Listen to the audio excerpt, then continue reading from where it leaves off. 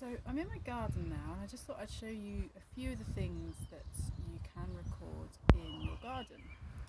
So the first thing, I've just come across a really nice snail shell underneath some plants. So this is garden snail. It's a easy one to identify. So I can take a photo of that, attach it to my record using the app, submit that. That's a valid record. That's great. I also found another little snail shell, little tiny one. And now I'm not too sure on the identification of this one, so I'm going to take that inside and have a look at some ID resources, see if I can get a definite ID on that one, and if so, I can make a record of that one.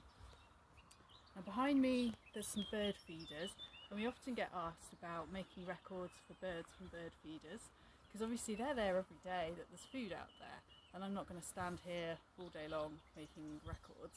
I might take part in a survey, but that's a separate thing.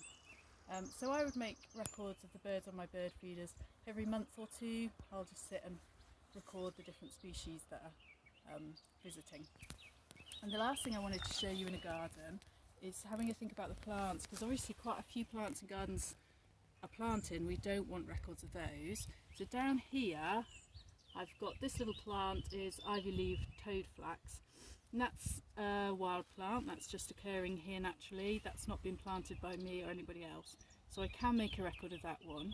Whereas here, also coming out of the wall, this is a garden plant. This is Rose of Sharon, so that's been planted by somebody.